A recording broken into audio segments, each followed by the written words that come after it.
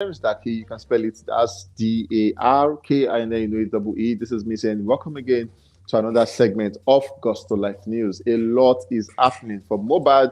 We all are still in shock and confused as to what is happening within the family because we understand that at the point we lost Mobad, and if for anything, this is the time the family needs to be together and understand, align properly so that we, the public, can assist them in whatsoever they intend doing. But as it stands, we don't know what is wrong with the family. The fight is from the family, and before it even extends to the public space, the family are not in peace, having two conversations, which is not even allowing the public to make good use of what they have to assist them. At the same time, Burna Boy again has come forward with a stellar announcement where he's set to do again another space in the UK. And trust me, when I mention the space, you all are going to be shocked because he announced this saying he's going to be back in the UK, this time a stadium, and then he announced one of the biggest stadiums in the UK. All of these will bring them to you in a bit. Let's begin the news with no other person than Burna Boy.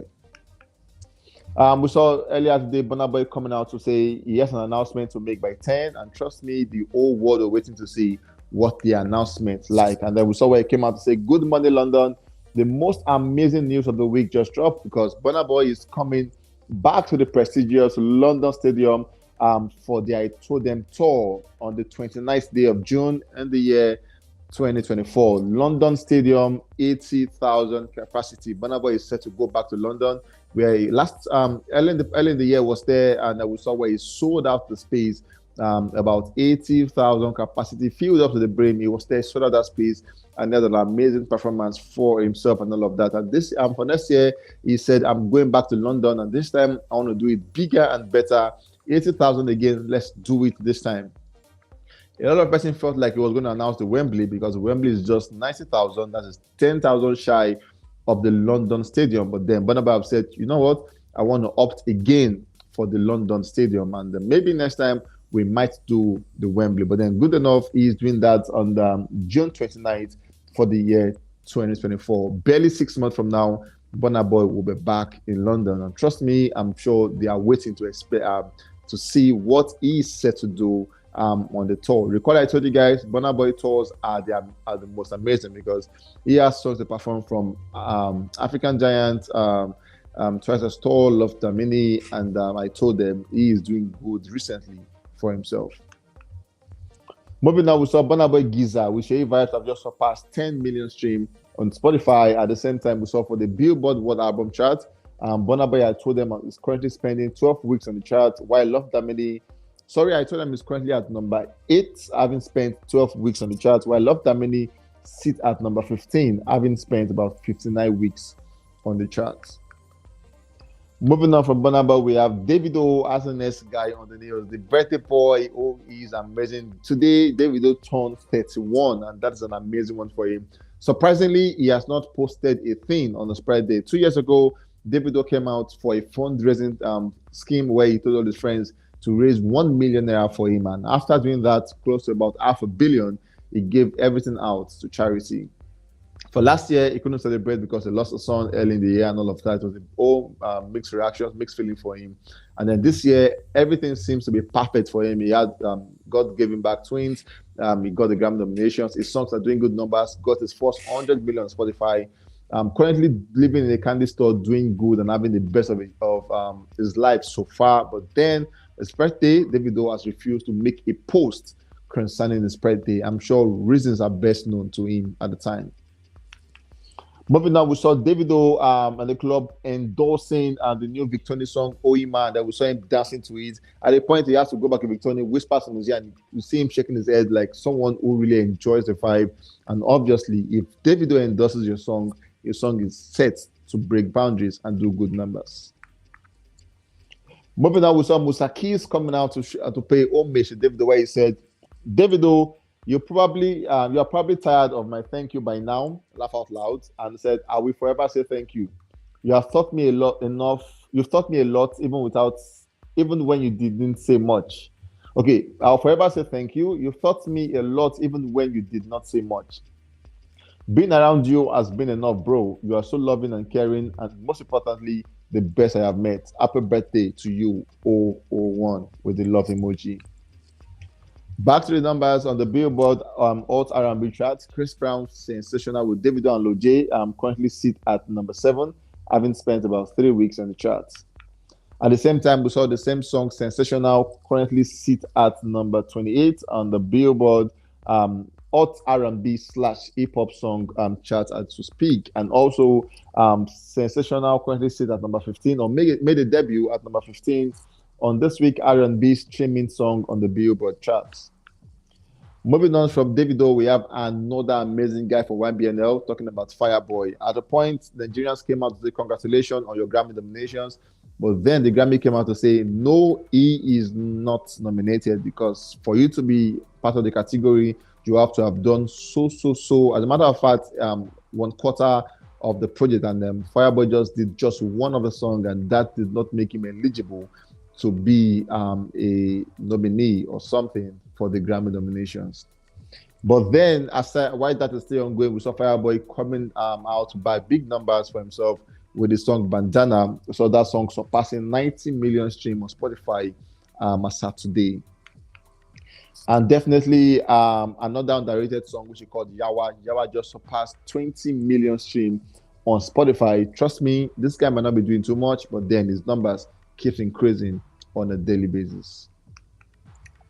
Moving on, we have Mobad as the next guy on the news. There is trouble in paradise because the family are looking so disorganized as we speak. A lot of back and forth, a lot of this and that, and they are not coming together to align as to what the public should follow.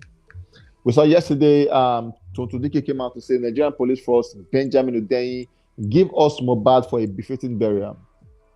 We are tired of the carelessness and slowness. If no one speaks, I will. I have invested too much of my emotion, my time, and my love not to see this justice go through.